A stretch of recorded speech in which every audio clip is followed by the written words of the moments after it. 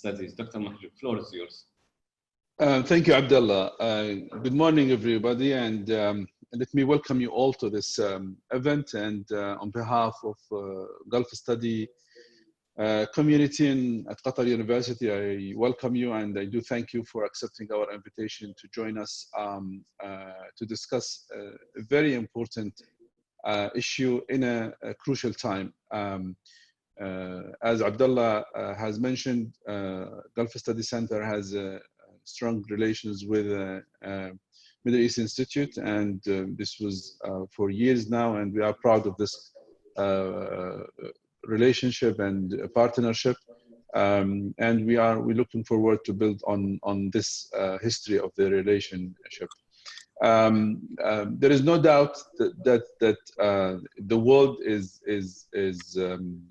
facing a serious challenge. In previous years, we used to discuss the world order, looking at changing in politics, changing on balance of power, changing on political, maybe economic dynamics.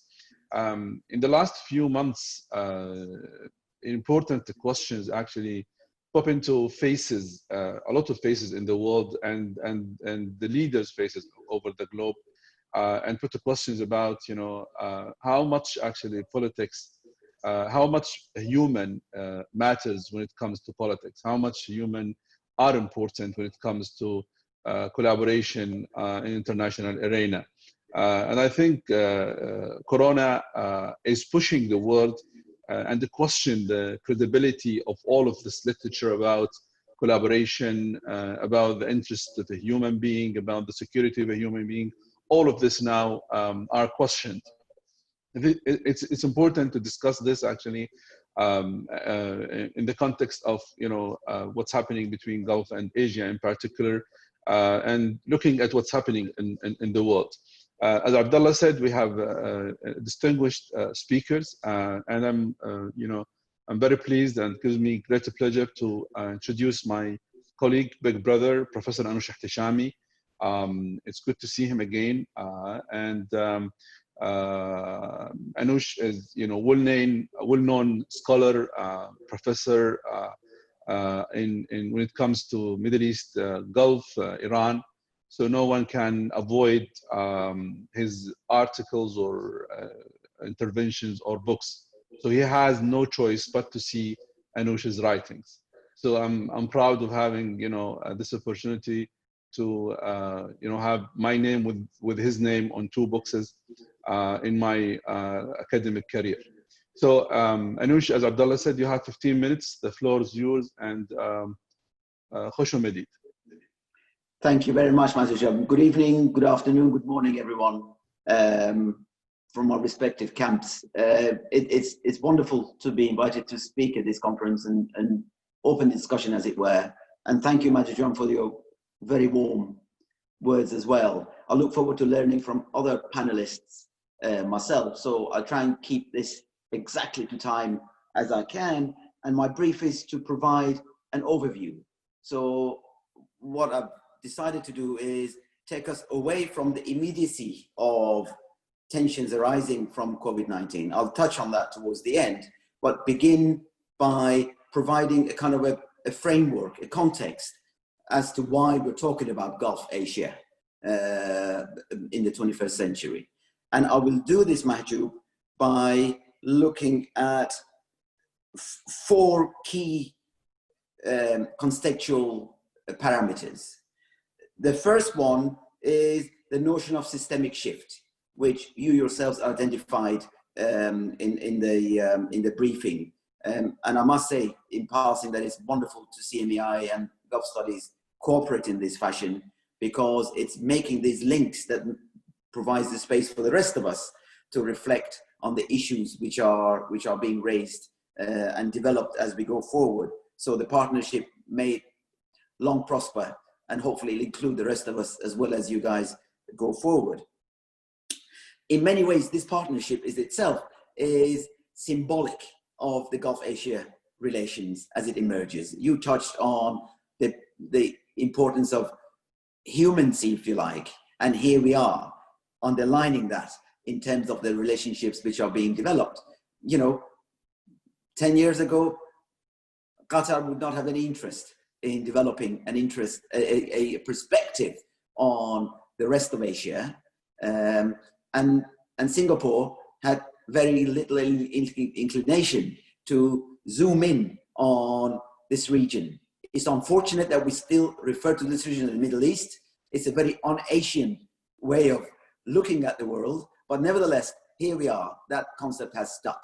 So this relationship is itself symbolic of what has been going on over the last, let's say, 20 years. So the starting point is this notion of systemic shift. What do we mean by this?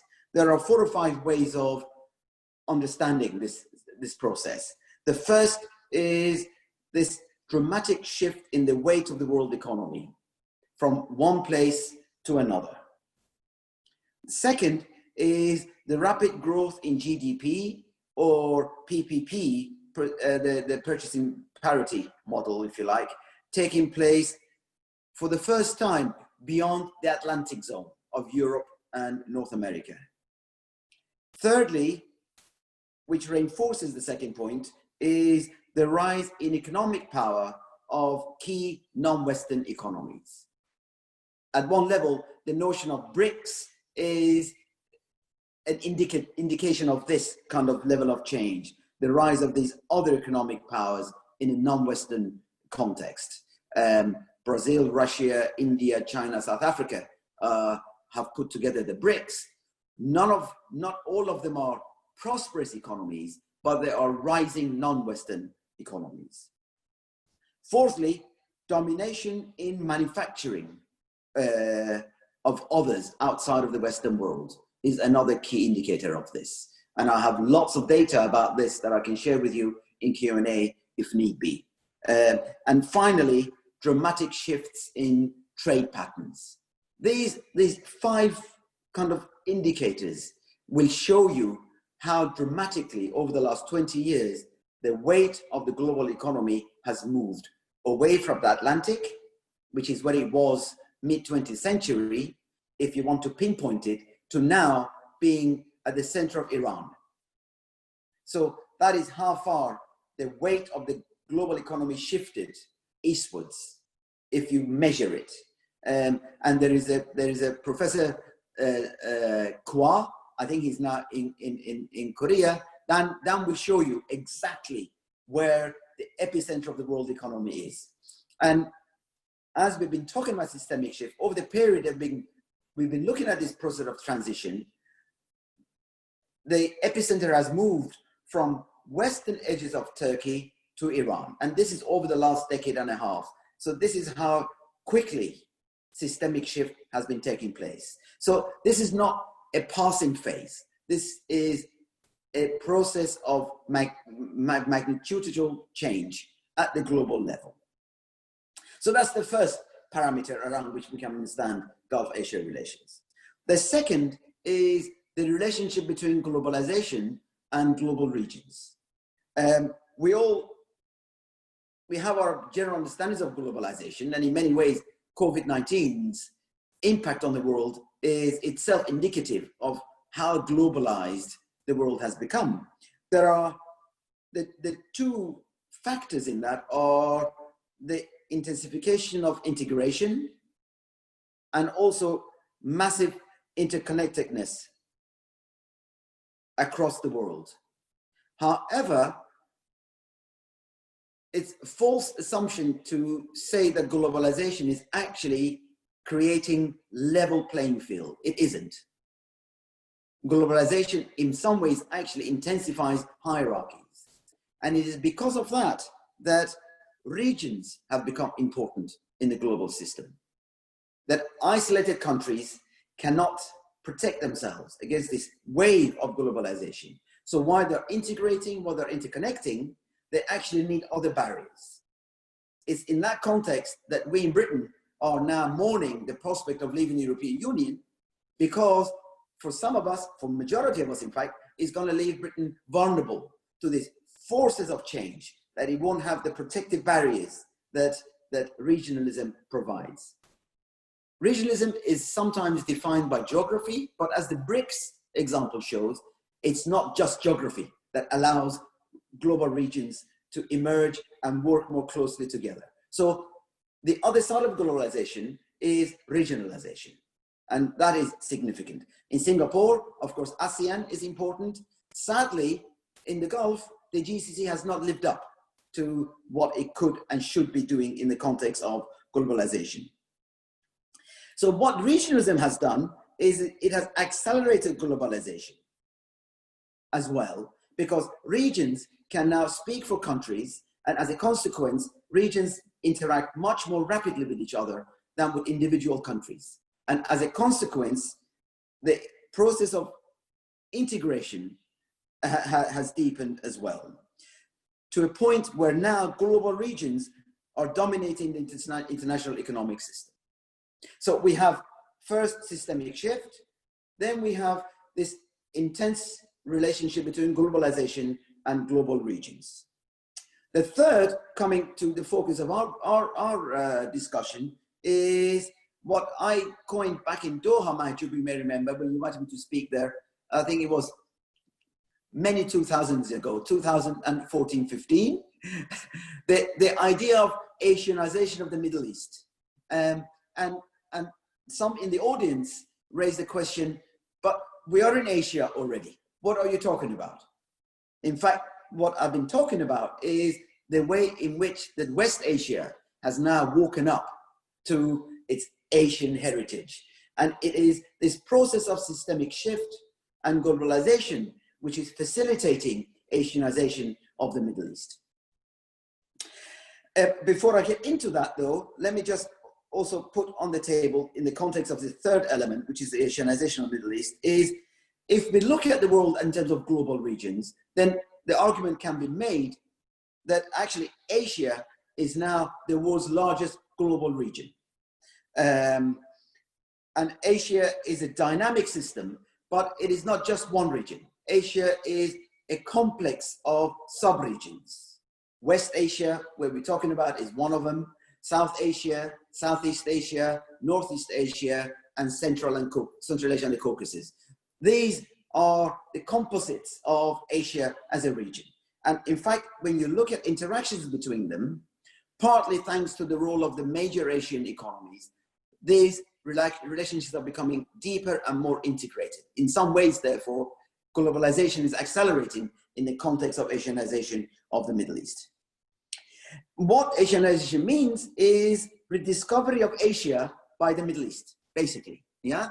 For, remember, a century and more, much, if not all of the Middle East looked westwards. From culture to economy to defense to politics, everything was determined and at some point indeed fixed by the Western powers. You know, the West Asian countries had no locus to look at Asia. Asia was isolated. India was weak. China was inward looking. Japan was too far away. Korea was not what it is now.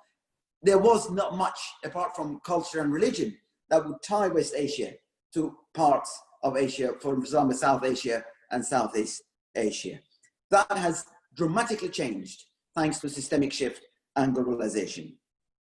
But what we have also in this context of Asianization is there is, like globalization, there is uneven Asianization of the Middle East. And the unevenness is characterized by the role that the Gulf plays in leading the region's Asianization. Hence why we are looking again at Gulf-Asia relations. And finally, in this context, it has been China which has led Asianizations. The process started with Japan in the 1960s. In fact, the first oil deal that was made by East Asian countries was Japan in 1958 in Kuwait. So Japan has been here for an awfully long time, and Japan continues to maintain close and cordial relations with virtually all of the Gulf states. But Japan's mantle was then taken up by the so-called newly industrializing countries, of which Singapore is one, South Korea another, and so on. But as Japan's economy flattened in the 1990s, and as the NICs moved on to greener pastures, it was China which underpinned this slow convergence between West Asia and East Asia. And China has accelerated the pace of change in ways that Japan and the NICs could never match. And it's for that reason that we see China now as the driver of Asianization of the Middle East. In fact, just before COVID-19, data showed that China is now the major trading partner of at least 10 Middle Eastern countries. With Niv Quresh, I've just published a book that says how China has changed the Middle East. The footprint is dramatic and important, but China is one actor amongst many others. So what is the essence? What are the drivers of the Gulf's Asianization? Again, there is a lot of data that I can refer to, but for now, Majdu, just briefly, first of all, energy patterns have shifted eastwards. Europe is stabilized, is hydrocarbons imports. It is moving to alternative technologies. Its economies are not growing as fast. The United States is looking to become self-sufficient in hydrocarbons as well. And fracking has allowed the US and North America in general, including Canada, to bring much more of its own hydrocarbons into the market. While Asia, not only demand has been rising, but supply has also been fixed. While Central Asia offers one alternative, extraction from Central Asia never ever matches the costs in Saudi Arabia, for example. So energy, hunger for energy in Asia, and the need for exports of that energy in West Asia has pushed the two parties together. And the cost of energy is deepening systemic shift, because that money which used to go globally is now circulating around Asia. Another reason why I talk about Asia being a global region in its own right. The rise in energy demand that started in the 1990s in places like China and India has accelerated and is likely to continue to grow right up to the 2050s. So irrespective of any medium-term solution to global warming, hydrocarbons needs of major Asian countries are not going to be going away. If anything, they're going to rise. And post-COVID-19, we will see a stabilization of that pattern of relations. In this context, I think it's important to refer to some of the key actors now, moving rapidly on. While we look at Asianization in terms of China's rapid rise, there's a danger that we overlook the importance of India. When you look at the GCC countries in particular, actually, the cultural, the people-to-people, and also historic links between GCC countries and India cannot be underestimated. And India, in many ways, is this sleeping giant, which is beginning to discover its own Indian Ocean interests and is increasingly conscious of the influence of Indian heritage populations of the GCC countries. So it's much easier for India to mobilize these nodes of relations, the cultural people-to-people relations, that many other Asian countries, including China. That is, I think, important to note, the cultural ties. But further to energy, however, we're beginning to see a massive rise in broader trade and investment. So Asian companies are building nuclear power stations, they are building infrastructure, they are building ports.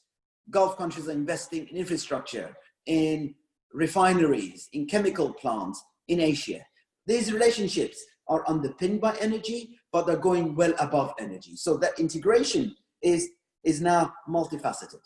And we are looking at India, Japan, China, Korea, and also smaller countries who are pushing to accelerate this process of convergence. Now, quickly, we have to take account of COVID-19 effect, right? It has in many ways damaged China-MENA relations. There is no question about it. At the same time, China's response in terms of soft diplomacy has compensated for some of this perception damage that China had suffered. But I don't think China will be able to overcome the negative impact of this that quickly. From Iran to Iraq to Oman to other countries, there is this concern that this disease, which has now affected so much of the world, is not handled properly.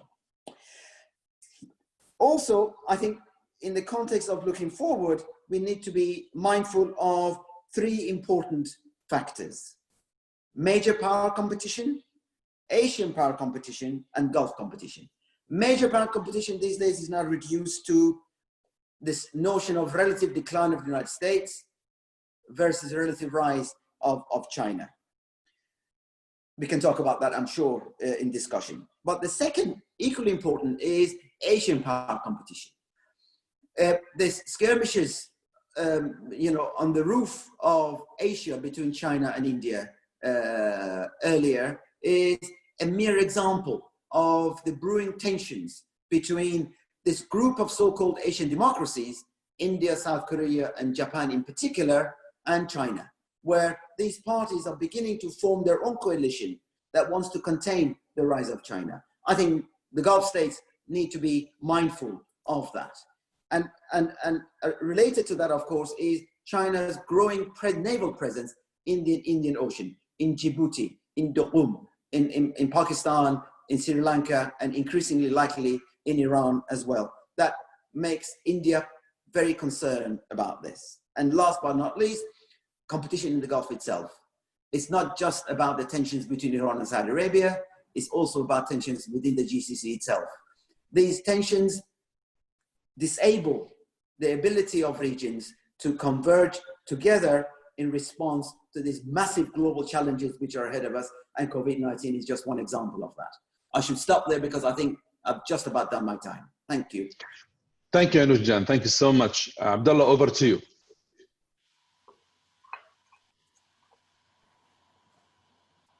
Dr. Mahjoub, and thank you, Professor Anoush, for this quick overview.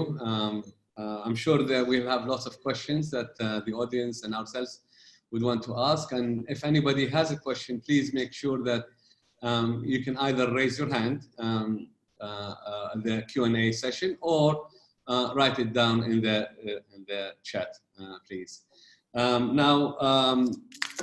As Anoush has been saying, that the major player in this relationship is obviously China, and I think this takes us nicely to the next speaker, Professor Ping Bing, who's the Deputy Director of the Institute of Arab and Islamic Studies at Beijing University, who will speak to us about the role in China in this kind in the relations with the Gulf and the Middle East.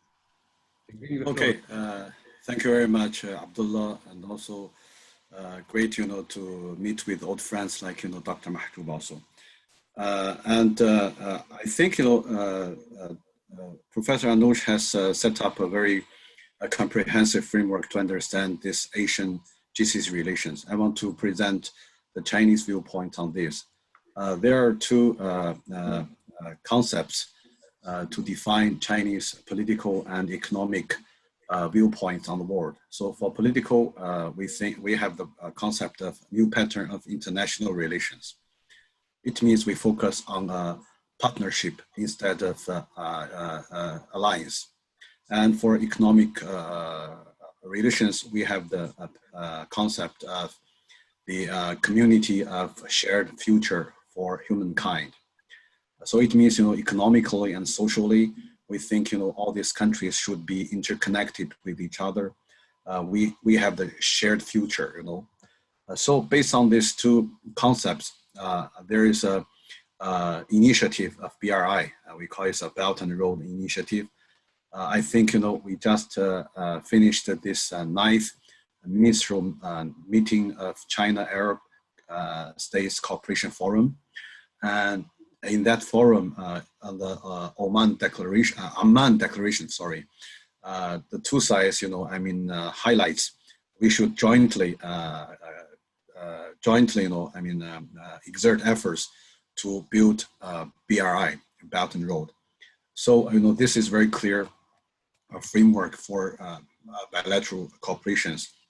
And after the pandemic, broke up, I think China presents a new concept based on BRI. It's, a community of shared health for humankind. So we can see that China sent the medical teams to Saudi Arabia, to Kuwait. China has very strong cooperation with the UAE on developing vaccine, and also to have the testing of the AI to detect, all these infected cases. And we had cooperation with both Saudi Arabia and UAE on providing these test kits, and also to build, these laboratories to do the test. And for Qatar, there is special cooperation that Qatar uses, Qatar Airways, to transport all the necessary stuff in February and March, when all the flights stopped. Qatar Airways, helped to transport. So this was very important. Chinese has very deep impression over that. And even Peking University and Qatar University have bilateral cooperation on fighting COVID-19, because Peking University has very good experience and the research team on this issue.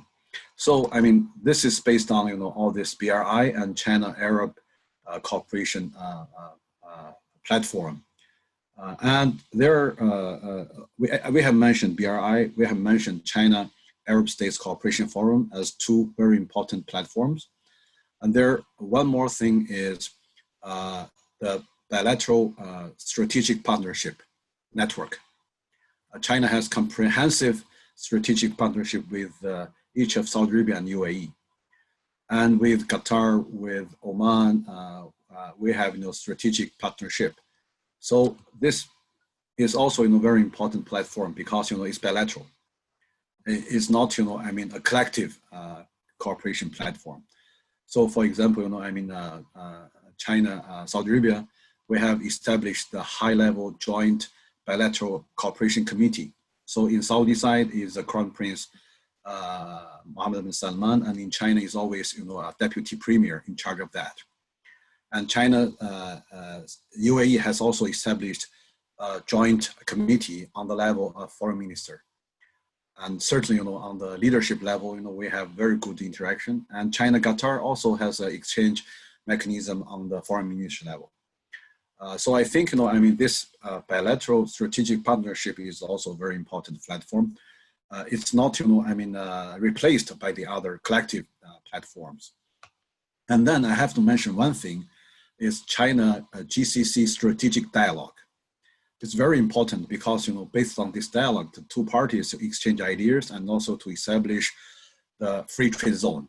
China GCC, I want to sign China GCC FTA. Although the two parties have, negotiated for nearly, more than 1 decade, but finally, because of different factors, we didn't achieve the real, positive result. It's a great pity. We cannot blame any side, but we should think, a way out of the current, stalemate, and to find a good future for this. And also we should continue the strategic China GCC dialogue. It has, suspended for many years. So this mechanism, although we mentioned, as Professor Anoush has discussed, China GCC cooperation maybe is the most important part of the China-MENA relations, at least in economic side, but China GCC strategic dialogue has been suspended. So this is very interesting. These 2 points don't match each other. So there must be something wrong. We should figure out what happened. Maybe GCC itself has some problem. We can see all this, blockade of Qatar and also competition among GCC countries. Or we can see, some problems, either it's border, as is, something else, have been barrier for cooperation among GCC countries themselves. Maybe this is the main problem for us to continue the China GCC strategic dialogue. But also, I think in each of the GCC countries and also in China, there must be some, interest groups like, petrochemical companies, the giant crude, oil companies, or some other companies want to, achieve their own interest. So this maybe doesn't, in line with China GCC strategic cooperation. I think, one more point I want to mention that in this just, last ministerial meeting between China and Arab countries in online, it's supposed to be held in Amman in Jordan, which was, in rotation between Beijing and Arab capitals. And China and Arab sides have agreed that we should increase and lift the level of bilateral meetings from ministerial level to summit. It's very clear, there's a paragraph that we should have a China-Arab summit, and which, would be hosted by Saudi Arabia for the first round. So this is a very important one because we have only summit, maybe with African countries. So this is second group of countries, China, Arab countries. I think it's not only symbolic, but sometimes we joke that even the Arab summit is not so easy, right? So to have a China-Arab summit, it really, really means something, I think.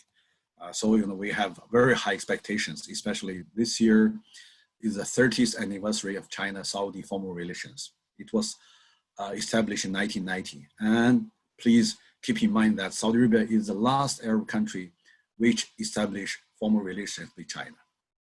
The first was Egypt and the last is Saudi Arabia. So it is also very symbolic that the last one, which, established relations with China, want to host the first China-Arab summit.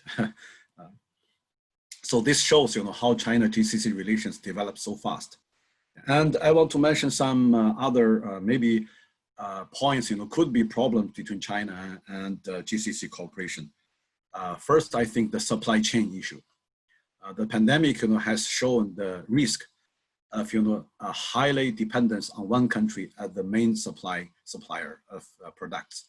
So I think, for GCC countries, the same as in Jordan, as in Egypt, as in many Arab countries, maybe in the globe, that they want to diversify the resource of supply. But to where? Regional level, regional cooperation, or to US or European countries, but the same dependence on the other suppliers, right? So it doesn't solve the problem. To shift away from China to other European or US doesn't mean you have a solution. So supply chain is a big issue, but not easy to have a solution. Second issue is oil. Oil price will be low, even before the pandemic.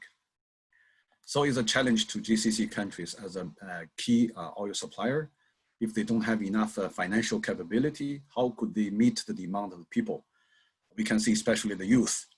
Last year, we see the 2019 protest movements in Lebanon, in Iraq, in Sudan. It's not only political system, not only governance. People want better life. Young people want better service. They want to have hope. So if, there are less financial capability, but a higher expectation of the youth, this could create a totally new situation, protests, unrest. This can hurt any cooperation between GCC and other countries, especially with us, right? And also, I think China has signed the first phase of trade agreement with the US, and we promised to buy at least $20 billion of energy products from the US. This is totally new. So, we don't consume a lot of new energy. We have nearly the stable demand. So from where we can buy this extra oil and gas from US, we have to reduce something else from somewhere else. Where? So that's a big question. Can we reduce our supply from Russia? We have nearly zero supply from Iran. So where we reduce our other supply. So I think this is a big question. I think this question mark is in the mind of many GCC people. And then the third issue I want to mention, China-US relations, as Professor Anoush mentioned, but for us, we are among it, right? We're inside.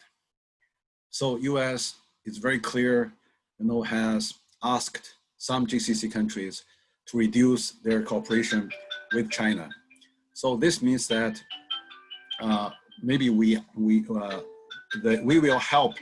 should help the GCC countries to not take side, because this means they benefit more.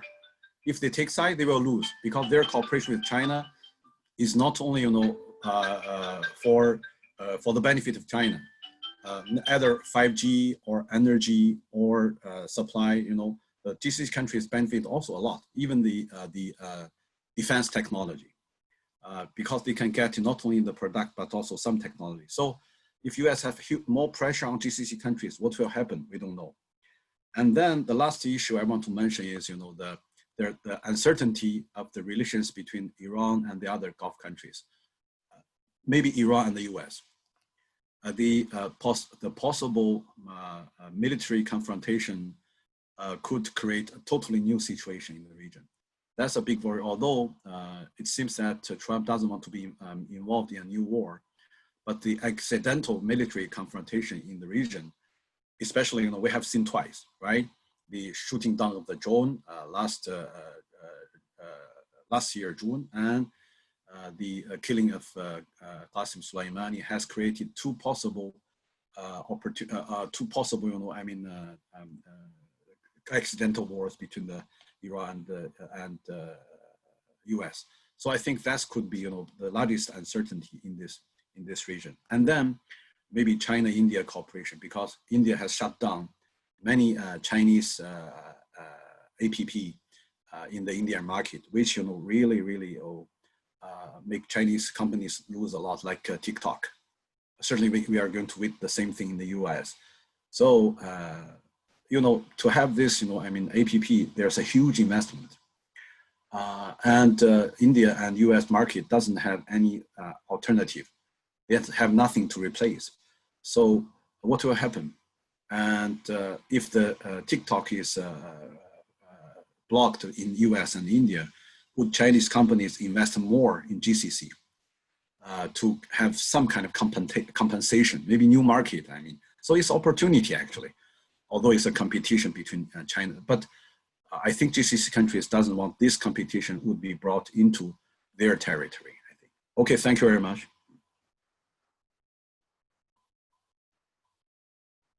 Thank you very much, Bing. That is very insightful and brief, if you like, discussion about China's role and policies towards the region and what can come out of it as well, and the potential and the challenges that it will face. We will move to the next speaker, and Dr. Mahjoub, please. Thank you, Dr. Bing. I think we had this view from China. Dr. Sharif Al-Adwani will shed light on view from the Gulf side. Dr. Sharif Al-Adwani, who's in the Gulf Study Center at the American University in Kuwait. Dr. Sharifa, floor is yours. Okay, great. Hi, everybody. It's great to be here with you all, and I just want to extend my thanks to our generous host for their kind invitation.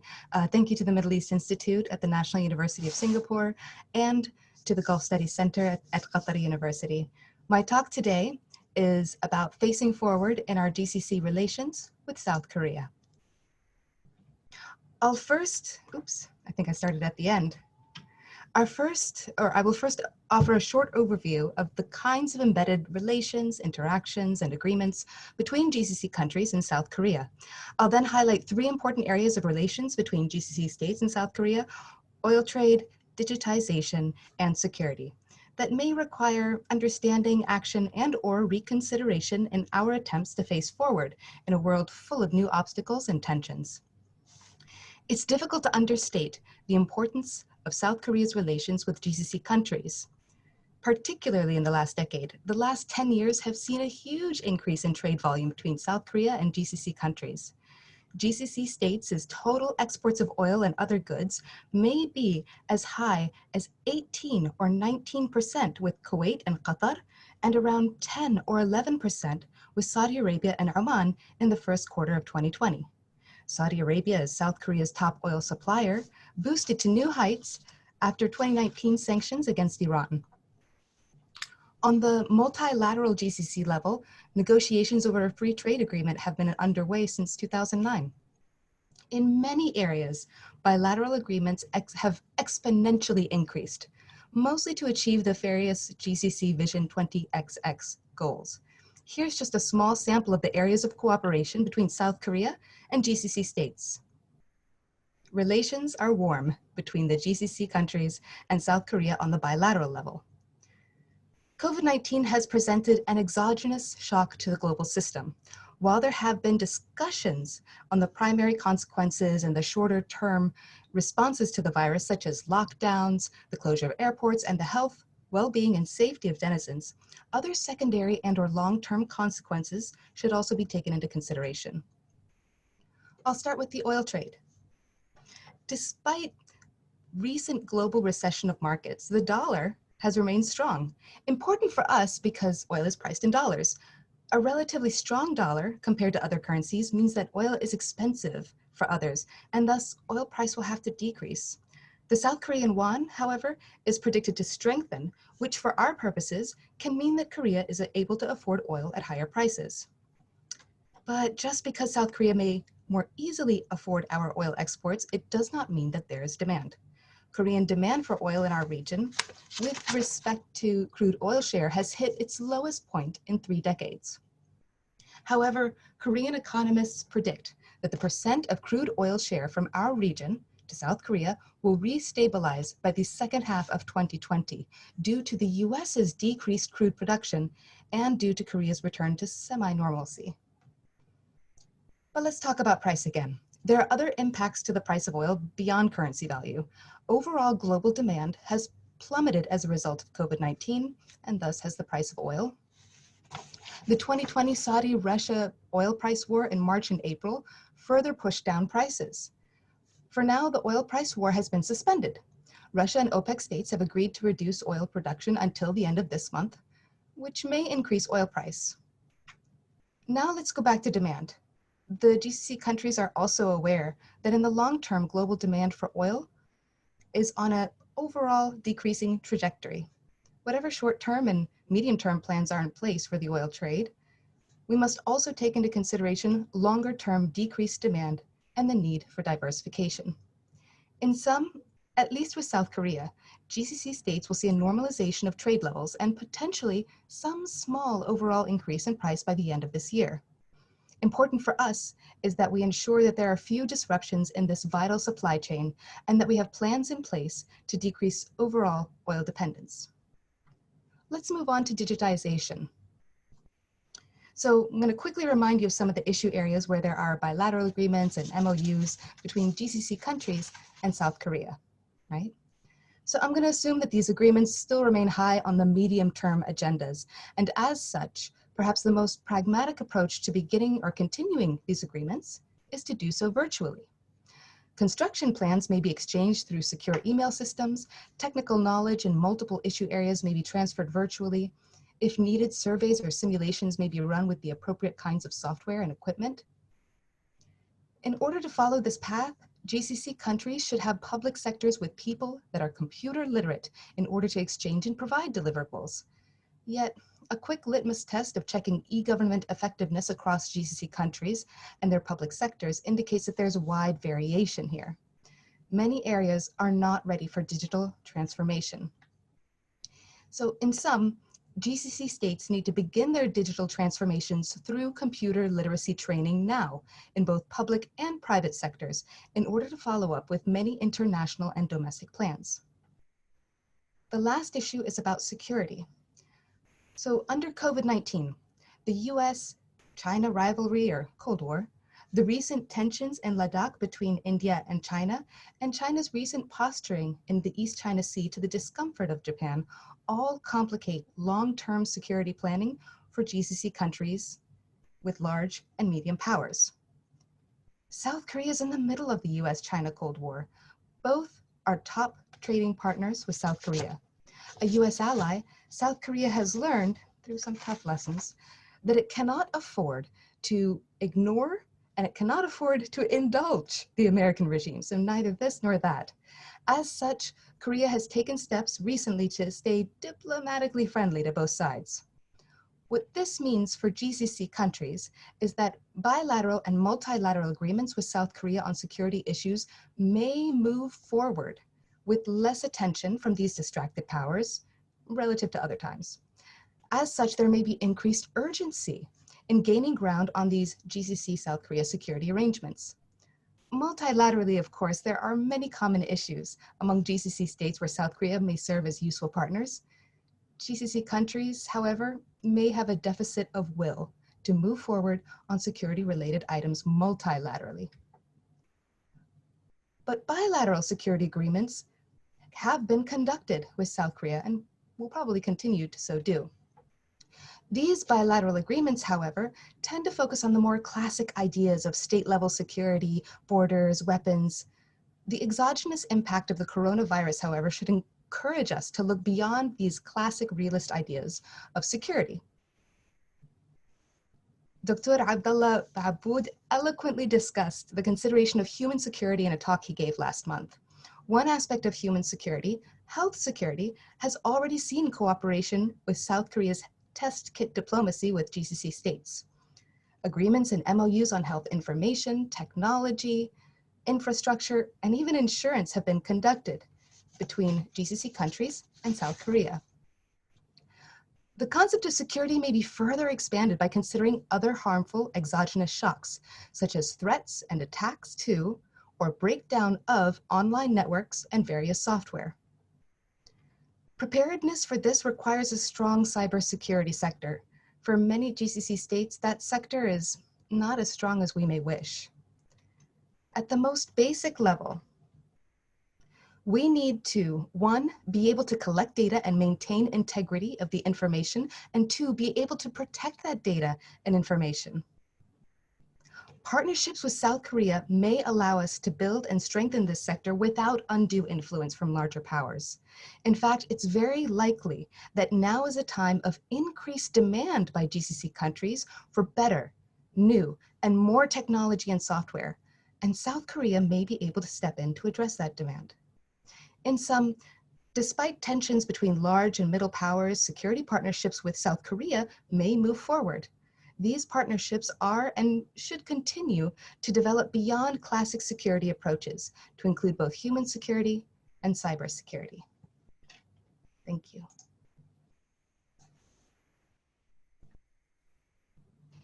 Abdullah, floor is yours. Thank you, Dr. Sharifa, so much. Appreciate it.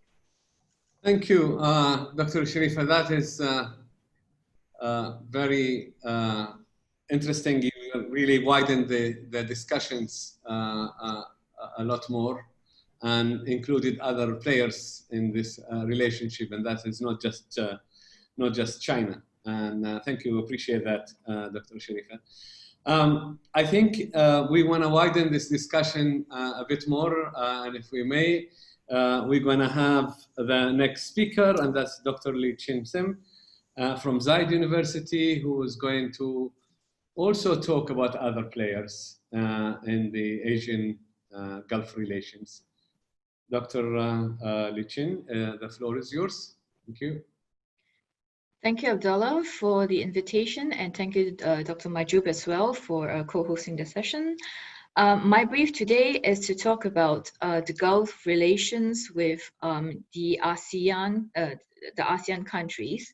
Clearly, I'm not going to go through each of the 10 countries, but I'm just going to give you a general overview of the areas of cooperation between the GCC and ASEAN countries, as well as to suggest some new areas for cooperation at the end. So generally, there are about 4 areas of cooperation that we have seen between GCC and ASEAN. I will start with the counterterrorism. Both parties obviously have a common interest in counterterrorism. Security, as Sharifa has mentioned, which is partly what South Korea helps them with. But in this case, in ASEAN countries, they have also faced a lot of ISIS-related kind of terrorist threats. So recently, even in the past 3 years, you've had attacks in Marawi and the Philippines, for example. You've had ISIS-inspired attacks in Surabaya. So, there is still quite a lot of extremist attacks in ASEAN. And so they share this common vision with the Gulf states to try to limit extremist activities where they occur.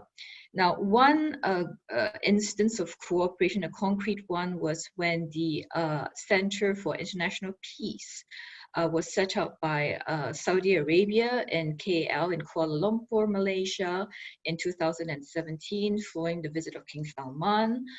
This was partly to address counter-terrorist interests between both states. Unfortunately, it's been shut down and merged into the Ministry of Defense in Malaysia, but this is due to internal Malaysian politics, and it does not reflect on the wider GCC ASEAN kind of cooperation in counterterrorism. So that's the first aspect I would like to mention.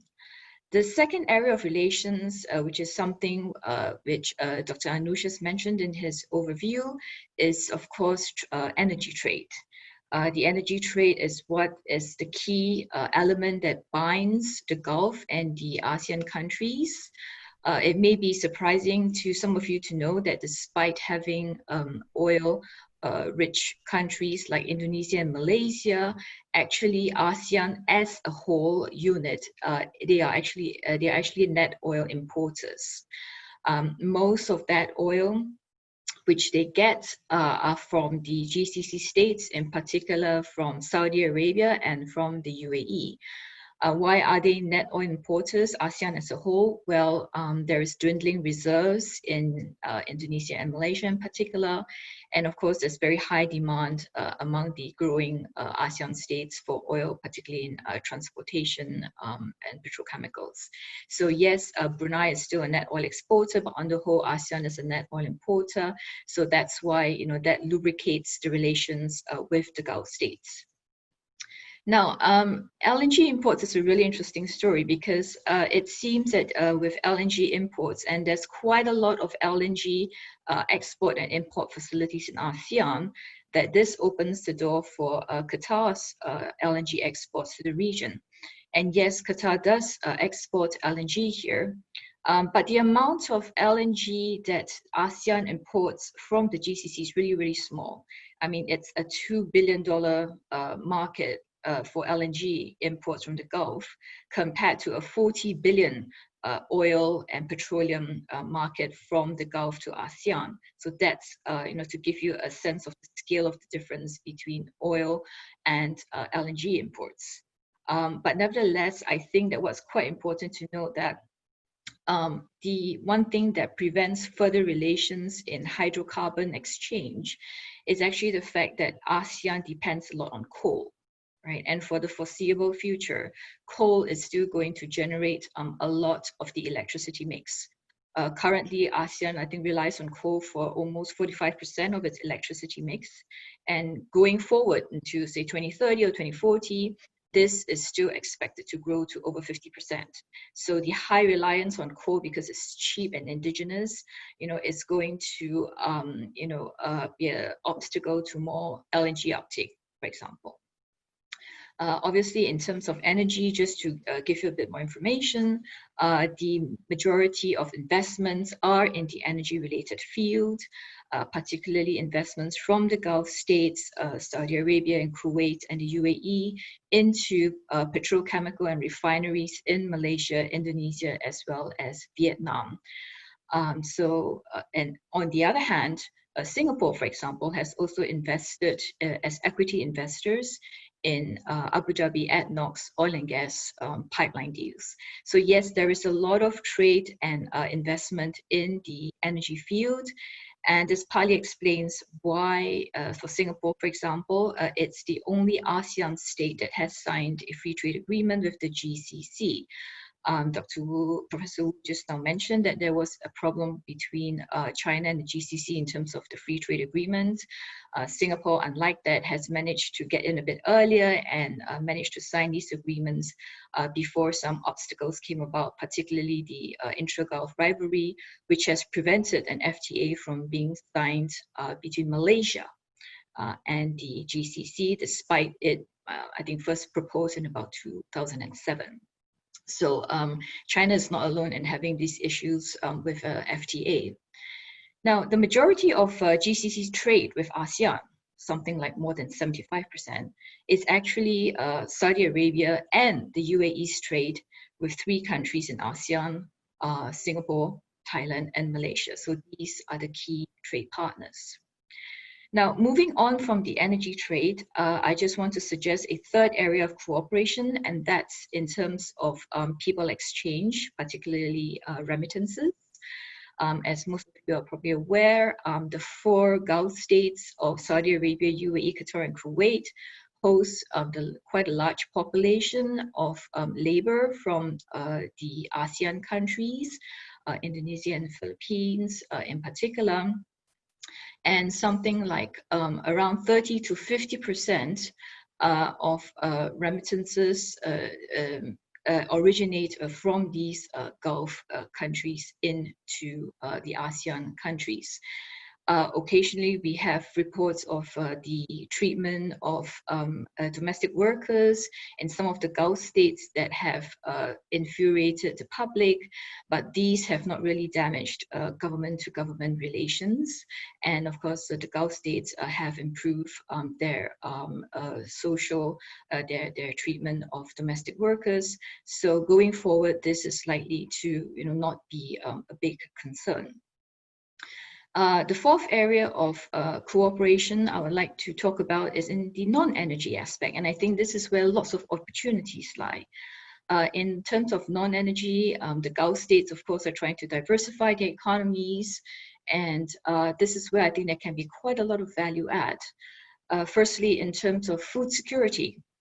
In the noughties, in the 2007 and 8, there was a lot of interest from the Gulf states in trying to import more food or having land lease agreements in agricultural food produce, rice, bananas, things like that, in certain Southeast Asian countries. They were not very successful in that because there was quite a lot of concern over foreign ownership of land. Thailand, for example, banned foreign ownership. But nevertheless, I think that there are opportunities, especially not so much in land lease, but in food technology and agriculture. Singapore, for example, is land scarce. The GCC has got limited arable land, and I think with food security now a big agenda in many GCC countries, in Qatar as well because of the blockade. I think there will be opportunities going forward to cooperate in this non-energy field.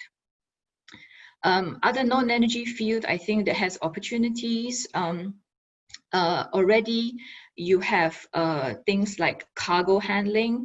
There have been joint ventures between, say, Singapore Airport Terminal Holdings and Oman to invest in cargo handling, between the Singapore Cargo and Saudi Arabia to invest in cargo terminal buildings.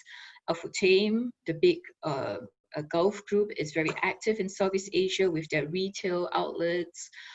There are a lot of examples of Gulf purchase of real estate. So this is an area going forward with diversification in Saudi Arabia. Malaysian companies have had a lot of subcontract work with the Mecca Rail, for example, with the building of the Kingdom Tower and of some universities. So again, this is a very promising area because of the diversification efforts in the Gulf. A final diversification area, which I think is really interesting, is that of green sukuks. The Gulf states, especially Saudi Arabia and UAE, are leaders in the uptake of renewable and low carbon energy in the Gulf. Malaysia is a big center for sukuk, and you find Malaysian banks like Maybank have entered the Gulf market. And so this is where I think green sukuk bond issues for renewable energy projects there could be synergy here in this region between the GCC and for ASEAN countries. So those are some of the kind of areas which I see there is synergy in. Now, a final remark I would like to make goes back to Professor Anoush's point about the composite regions of Asia. Now, the ASEAN countries, their trade with the Gulf countries has actually stagnated. Something like between 8 to 10% roughly of trade is between the Gulf and the ASEAN countries. That's 8 to 10% of the Gulf trade with ASEAN. And so this has not moved very much. But of course, the Gulf trade with areas like China or with India or with South Korea has actually, risen. So I think that for, within Asia, there is this, within the composite regions of Asia, there seems to be a move from the Gulf, within looking at ASEAN and having much more interest in, say, East Asia. And so this is a kind of a, maybe a kind of area which they could work at improving. So that's some of the perspectives which I have shared, which I would like to share with you. And I'll stop here for now. Thank you for listening. Thank you very much for that kind of overview of other relations that extend beyond what we have discussed. Maybe we can take you later on and ask you about the role of Russia in this. As I know you're a specialist in this, but I'll now move to Dr. Mahjoub, please. Thank you, Dr. Sam. That was very interesting. Our final speaker, as I think, Dr. Satoru Akumaro, I hope I said your name correctly.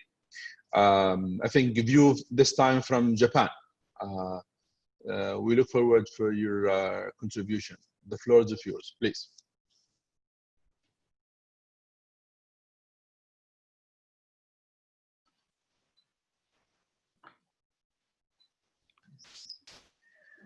Thank you very much, Chairman.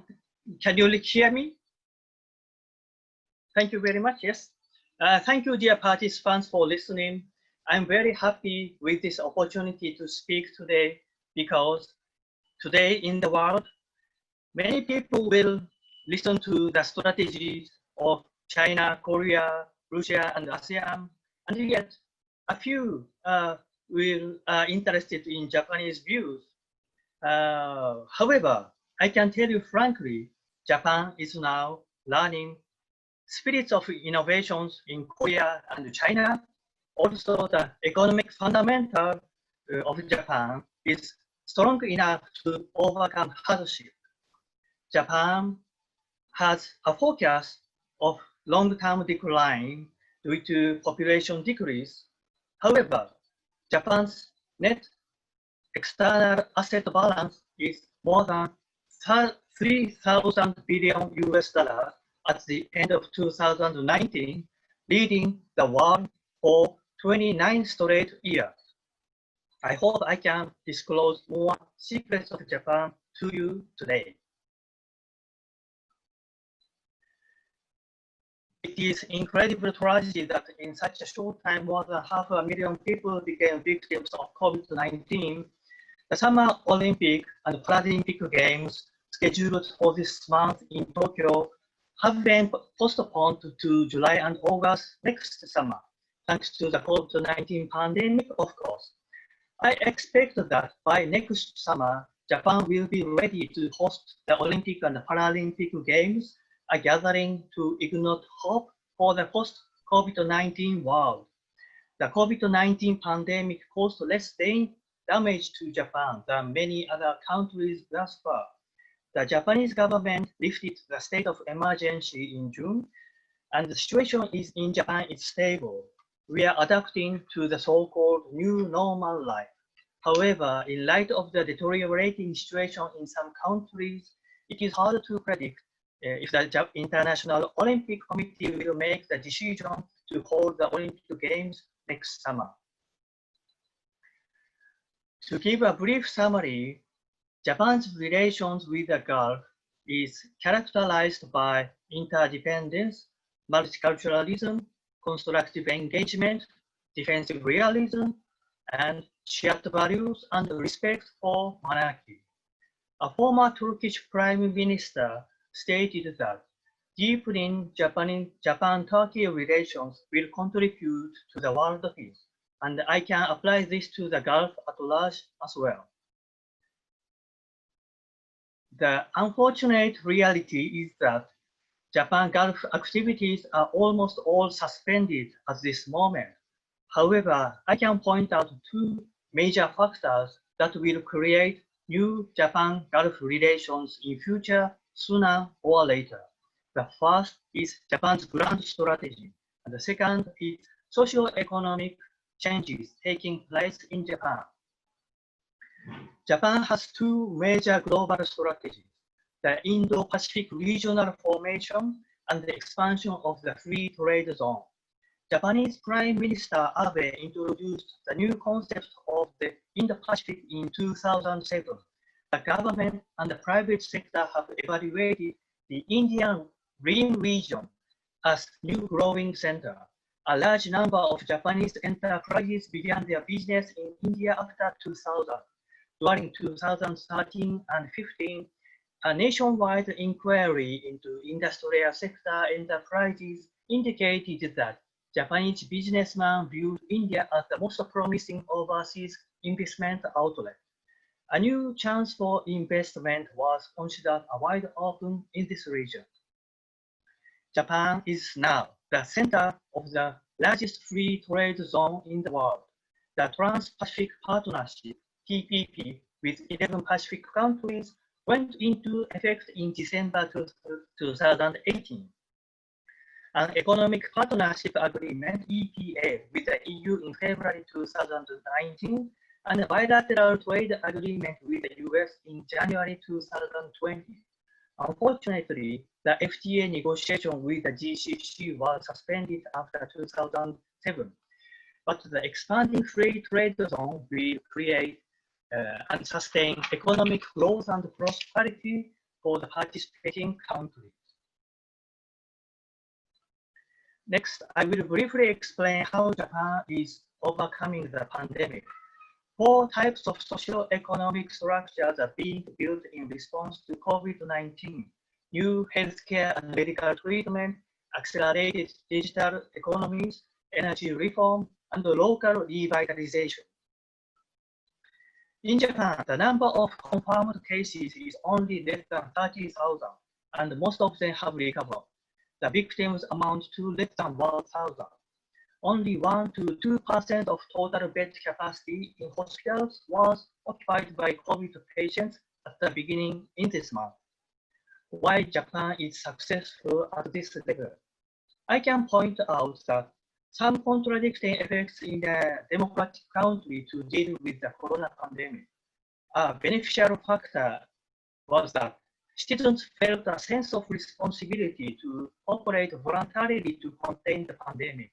Citizens shared information about the crisis through media and pushed the government to accelerate responses. Citizens felt a sense of responsibility to cooperate voluntarily to avoid the 3 C's, closed spaces, crowded spaces, and close contact in public settings. A negative factor is that many business owners request the return of regular economic activities too quickly. The state of emergency was lifted in June, but cases of COVID-19 are again on the rise in Tokyo this month. 2 new medicines are being rapidly developed by joint ventures in Japan. The government support for these medicines is not affluent as that of other countries. However, the citizens' sense of responsibility and the voluntary initiatives, including such joint ventures, is key for Japan. I will quickly review the other 3 types of socio-economic restructures. Regarding the accelerated digital economy, artificial intelligence AI is increasingly used by private entities to renovate their systems while maintaining social distances. Various types of robots are useful for constructing an anti-COVID workplace, and they can function with human beings in a friendly fashion to disinfect the spaces, carry elderly people to bed, support handicapped people walking, etc. Regarding the energy reform in Japan, more than 100 municipalities out of a total around 500 have successfully created a 100% renewable energy system. The Ministry of Environment concluded that it is feasible to achieve sustainable 100% renewable energy systems with biomass, solar power, wind power, geothermal energy in all Japanese local areas except several urban areas like Tokyo, Osaka, and Nagoya. Japan maintains the most advanced technology in the world for hydrogen energy, and an analysis forecasts that the hydrogen energy market will double every 5 years after 2020 to reach $1.6 trillion in 2050.